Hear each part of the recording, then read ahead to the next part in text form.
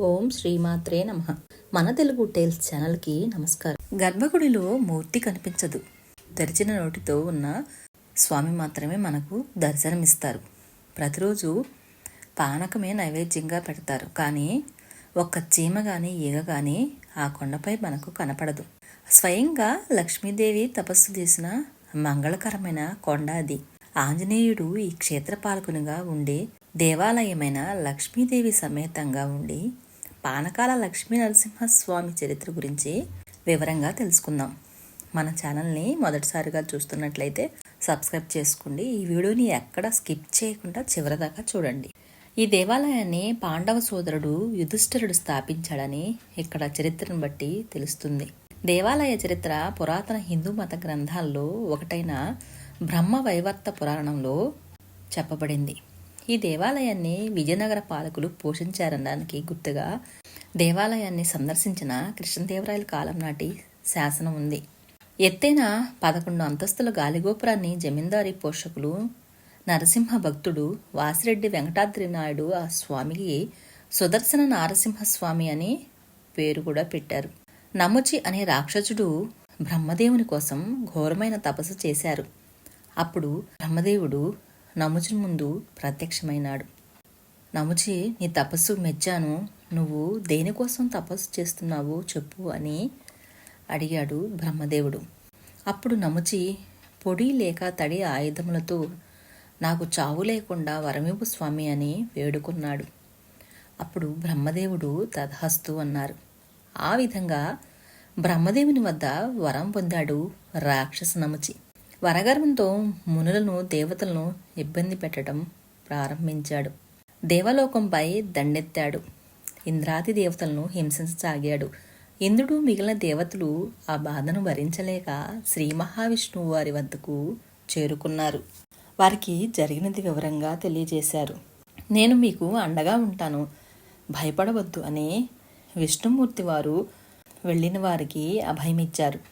అప్పుడు ఇంద్రుడు స్వామికి నమస్కరించి వెనుతిరిగారు.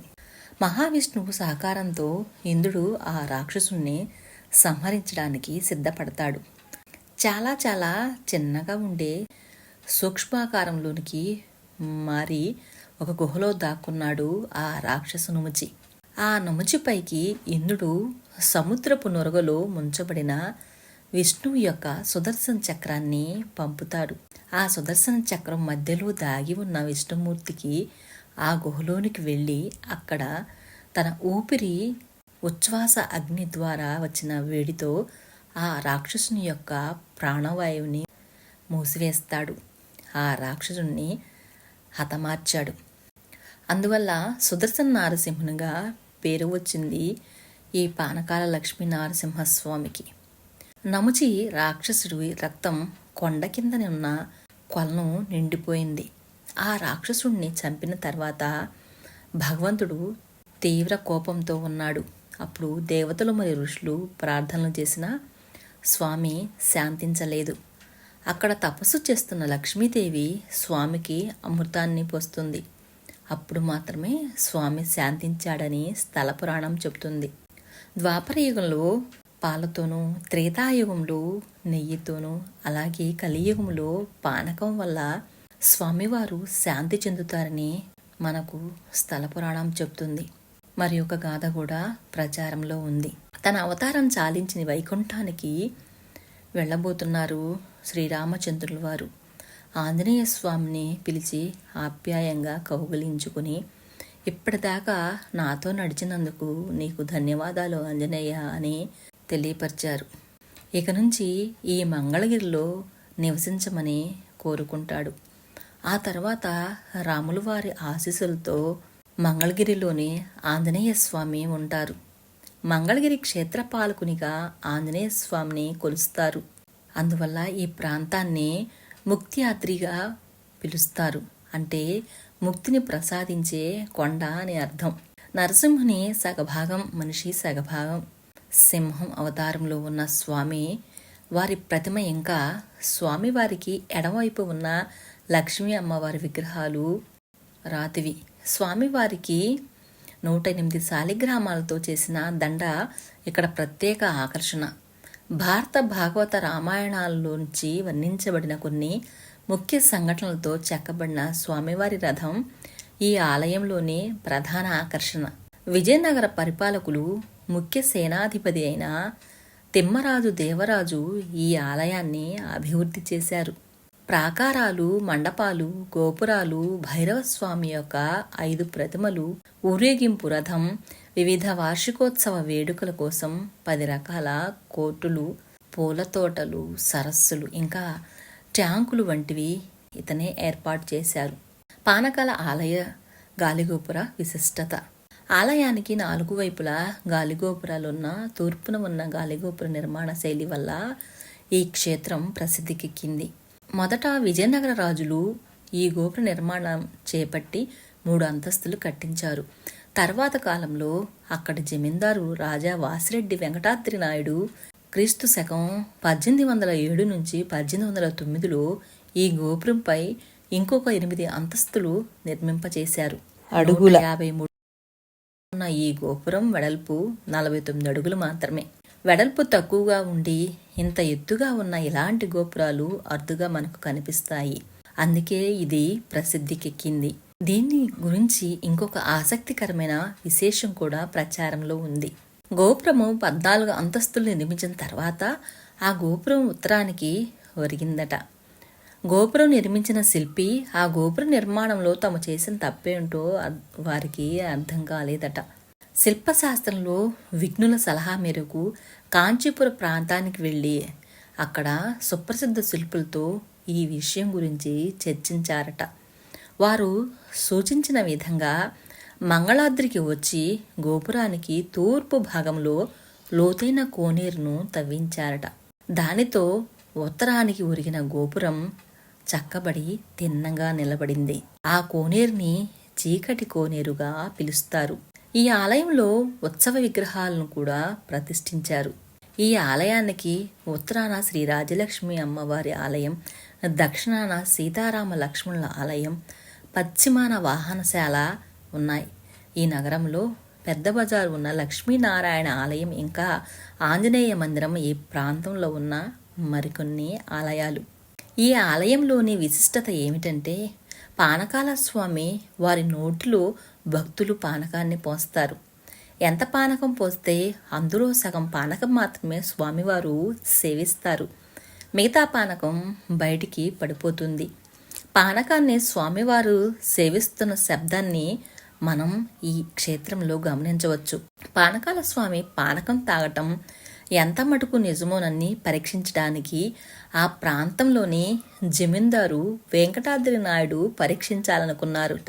తన బావమర్ది శక్తి ఉపాసకులైన యార్లగడ్డ అంకినీయుడితో కలిసి కొండపై స్వామివారి తెరిచి ఉన్న నోట్లోకి తన కుడి చేతిని పోనిచ్చారట. చెయ్యి కొంత దూరం వెళ్ళగానే నవ్వులుతున్నట్లు విపరీతమైన బాధ కలిగిందట. అంకినీయుడు గారికి తేళ్లు, పాములు కరిచినంత బాధ కలిగిందట. వెంకటాద్రి నాయుడు గారు చెయ్యి బయటికి తీయగా చెయ్యి రక్తం మాంసంతో శల్యంగా తయారైందంట. అది చూసి ఆయన విస్మయం చెందారట. అప్పుడు స్వామి మీద నమ్మకం కలిగి స్వామికి తన శరీరం ఆహారమైందని, తన జన్మ సార్థకమైందని ఆయన ఆలయ గోపురాన్ని నిర్మింపచేశారట. ఆశ్చర్యకరంగా స్వామివారి దగ్గర ఒక్కటంటే ఒక్క చీమ కూడా కనపడదు. స్వామివారికి పానకం నివేదించే ఆచారం ఉండటం వల్ల పానకాల స్వామిగా ప్రాచుర్యం పొందారు. శ్రీరామనవమి, హనుమత్ జయంతి, నరసింహ జయంతి మరియు ఏకాదశి పండుగలను ఇక్కడ పెద్ద ఎత్తున చేస్తారు. ఇది కృతయుగంలో జరిగిన గాథ. త్రేతాయుగంలో భక్తులు పాపాలను పోగొట్టుకుని ముక్తిని పొందే మార్గాన్ని చూపమని ఇంద్రుణ్ణి ప్రార్థించగా మంగళగిరిలో శ్రీ లక్ష్మీ నరసింహస్వామిని సేవించిన స్వర్గాన్ని పొందుతారని వారికి తెలుపుతాడు. కృతయుగంలో పాపులు చాలా తక్కువ మంది. మంగళగిరి స్వామిని ప్రార్థించటం వల్లనే పాపాలు పోగొట్టుకుని స్వర్గాన్ని చేరతారని స్వయంగా యమధర్మరాజు తెలుపుతాడు. విశ్వం ఆరంభం నుండే మంగళగిరి అని పిలువబడుతున్న ప్రదేశం ఉనికిని సంతరించుకుని ఉన్నది. కృతయుగంలో అంజనాద్రిగా, శ్వేతాయుగంలో తోతాద్రిగా, ద్వాపర యుగంలో ముక్తాద్రిగా, కలియుగంలో మంగళాద్రిగా, ఆపై మంగళగిరిగా భాసిల్లుతూ భక్తుల పాపాలని కడిగివేస్తుంది ఈ పుణ్యక్షేత్రం. కృతయుగంలో వైఖానస మహర్షి స్వామిమూర్తిని పూజించారు. దేవాలయంలో ఈ మహర్షి ప్రతిమ ఈ రోజుకి పూజించబడుతూ ఉంది. పానకాల లక్ష్మీనరసింహస్వామి స్వయంభువు. గర్భగుడిలో ఈయన మూర్తి కనబడదు. తెరిచిన నోటితోనే ఉన్న ముఖాన్ని దర్శించుకోవచ్చు. దేవుని ముఖానికి వెండి తొడుగు ఉంటుంది. ఆలయం మధ్యాహ్నం వరకు మాత్రమే తెరిచి ఉంటుంది. రాత్రి సమయంలో దేవతల యొక్క పూజలను స్వామి అందుకుంటారు. స్వామికి పానకాన్ని ముఖం ద్వారా అర్పిస్తారు. పానకాన్ని శంఖంతో స్వామికి సమర్పించినప్పుడు కొన్ని శంఖముల పానకాన్ని మాత్రమే స్వామి స్వీకరిస్తారు. ఈ శ్రీ మహాలక్ష్మీదేవి ఈ కొండపై తపమాచరించినందువల్ల ఈ కొండ అత్యంత పవిత్రమైన కొండ అయినది. మంగళగిరి అని పిలువబడుతుంది. మంగళగిరిలో 3 నరసింహస్వామి ఆలయాలు ఉన్నాయి.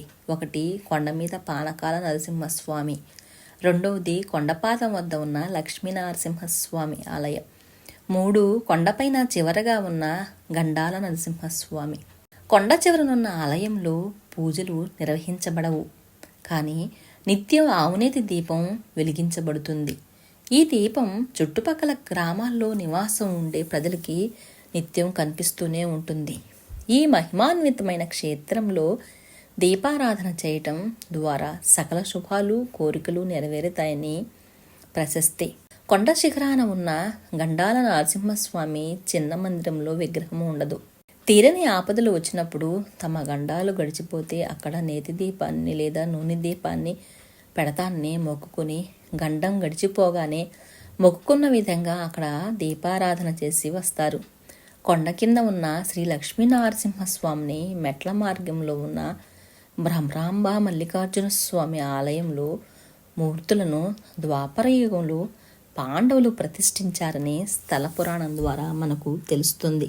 ఈ కొండని ఆకాశం నుంచే కాక ఏ దిక్కు నుండి చూసినా ఏనుగు ఆకారంలోనే కనబడుతుంది. ఈ కొండ ఆకారంలో కనిపించడానికి కారణం ఓ కథ ప్రచారంలో ఉంది. పూర్వం హర్షశృంగి అనే రాజకుమారుడు తన దేహంలోని అన్ని అనారోగ్యాలు తొలగి తిరిగి సంపూర్ణమైన ఆరోగ్యంతో ఉండాలని కోరికతో ఎన్నో పుణ్య ప్రదేశాలను సందర్శించుకుంటూ చివరిగా మంగళగిరి ప్రాంతానికి వచ్చి అక్కడ 8 సంవత్సరాల పాటు స్వామిని పూజలు నిర్వహిస్తూ ఉండారు. స్వామిని సేవించుకున్నారు. దేవతలు చెప్పగా ఈ స్థలములో ఉన్న శ్రీ మహావిష్ణువుని పూజించసాగారు.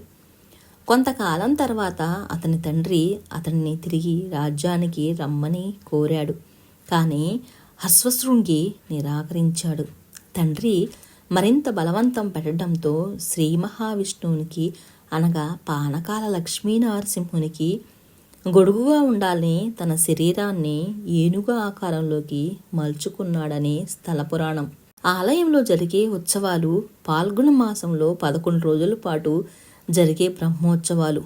ఇవి ముఖ్యమైనవి. ఇక్కడ శాంత నరసింహస్వామికి శ్రీదేవి భూదేవిలకు కళ్యాణం జరుగుతుంది. మర్నాడు పౌర్ణమి రోజున రథోత్సవం నిర్వహిస్తారు. స్వామి దేవేరులతో సహా ఊరేగే ఈ పెద్ద రథం లాగటానికి భక్తులు పోటీ పడతారు. కనీసం ఈ రథం తాళ్లు తాకిన పుణ్యమేనని భావిస్తారు. ఈ సమయంలో ఇక్కడ జరిగే తిరునాళ్లు కూడా ప్రసిద్ధికెక్కాయి. ఈ ఆలయంలో సంవత్సరానికి ఒక్కసారి జరిగే పెద్ద పండుగ శ్రీ పానకాల లక్ష్మీనరసింహస్వామి బ్రహ్మోత్సవ వేడుకలు. శ్రీకృష్ణుడి ఆజ్ఞ ప్రకారం ఈ వేడుకలు ధర్మరాజు చేత ప్రారంభించబడినవని అంటారు. ఫిబ్రవరి లేదా మార్చి నెలలో వచ్చే ఫాల్గుణ శుద్ధ షష్ఠి నుండి 11 రోజులు ఈ వేడుకలు జరుగుతాయి. చతుర్దశి రోజు శాంతనరసింహస్వామి శ్రీదేవి భూదేవిల కళ్యాణోత్సవం వైభవంగా జరపబడుతుంది. ప్రతి సంవత్సరం ఈ ఉత్సవం ముందు రోజు చెంచులు తమ బిడ్డ చెంచులక్ష్మిని స్వామి వివాహమాడుతున్నారనే ఆనందాన్ని పండుగగా జరుపుకుంటారు. ఆనాటి రాత్రి స్వామి శేషవాహనంపై ఎదుర్కోల ఉత్సవంలో పాల్గొంటారు. మర్నాటి కళ్యాణం తర్వాత పూర్ణిమ నాడు హోలీ ఉత్సవాన్ని పండుగగా జరుపుకుంటారు. శ్రీరామనవమి, హనుమత్ జయంతి, నరసింహ జయంతి వైకుంఠ ఏకాదశి మహాశివరాత్రులు ఘనంగా నిర్వహించబడతాయి ఇక్కడ. మహాశివరాత్రి నాడు ఈ క్షేత్రం నుంచి ఈశ్వరుడు రథంపై ఊరేగుతాడు. వైకుంఠ ఏకాదశి నాడు ఉత్తర గాలి గోపురం తెరవబడుతుంది. మంగళగిరిలో క్షీరవృక్షం అత్యంత మహిమాన్వితమైనది. ఈ వృక్షాన్ని పూజించిన సంతానం లేని వారికి సంతానం కలుగుతుందని స్థల పురాణం చెబుతుంది. ఈ వృక్షానికి ఒక గాథ కూడా ఉంది. పూర్వం శశిబండి అనే రాజు ఉండేవాడు. అతని రాజ్యంలో ప్రజలందరూ సుఖ సంతోషాలతో ఉండేవారు. అన్నీ ఉన్న సంతానం మాత్రం కలగలేదు మహారాజుకు. పిల్లలు లేని బాధ ఆ దంపతులిద్దరూ అనుభవిస్తూ ఉండేవారు. ఒకరోజు రాజుగారికి నారద మహర్షుల వారు కనిపిస్తారు. నారదముని శశిబంధుని కలిశారు. రాజుగారు తన బాధని మహర్షుల వారికి చెప్పుకున్నారు. అప్పుడు మహర్షి రాజుగారితో, శశిబండ, నీవు రాజ్యాన్ని విడి సంతానం కోసం భూమి యందున్న పుణ్యక్షేత్రాలన్నిటినీ సందర్శించు అని సలహా ఇచ్చారు. మహర్షి మాట శిరోధార్యంగా భావించి తీర్థయాత్రలకు బయలుదేరాడు మహారాజు. తన భార్య కూడా చెప్పకుండా తీర్థయాత్రలకు బయలుదేరుతాడు. ఈ విషయం గురించి తెలుసుకున్న శశిబండి భార్య కోపంతో నారదుణ్ణి మంగళగిరి కొండపై క్షీరవృక్షంగా మారి సంతానం లేని వారికి సంతానాన్ని అనుగ్రహించమని, వారి పాపాలని తొలగించమని శాపం ఇచ్చింది. ఆ శాపాన్ని కూడా నారదుడు వరంగా తలచి ఆమె మాట విని అక్కడ క్షీరవృక్షంగా మారి నిలబడుతున్నారు. నేటికి ఈ వృక్షం భక్తులచే పూజలందుకుని కోరిన కోరికలు నెరవేరుస్తూ ఉంది. ఈ మంగళగిరి నారసింహస్వామి కొండకు మరొక అద్భుతమైన కథనం కూడా ఉంది. ఈ కొండలో అగ్నిపర్వతం దాగి ఉందని, దానిని చల్లబరచడానికి ఎల్లప్పుడూ భక్తులచే తీసుకురాబడుతున్న ఆ పానకంతోనే అగ్నిపర్వతం చల్లబడుతుందని, అందువలనే దేవునికి ప్రసాదంగా పానకాన్ని సమర్పిస్తూ ఉన్నారని కూడా ఒక గాథ. ఈ కొండకు పూర్వపు రోజుల్లో మోర్కొండ లేదా మార్కొండ అనే పేర్లుండేవి. శ్రీ పానకాల లక్ష్మీ నారసింహుని క్షేత్రానికి చేరుకునే మార్గాలు: విజయవాడ గుంటూరు రహదారిలో విజయవాడకు దాదాపు 16 కిలోమీటర్ల దూరంలో ఉన్న మంగళగిరి చేరుకోవడానికి రైలు రోడ్డు మార్గాలున్నాయి. భోజన వసతి సౌకర్యాలు మంగళగిరి, విజయవాడ, గుంటూరుల్లో లభిస్తాయి.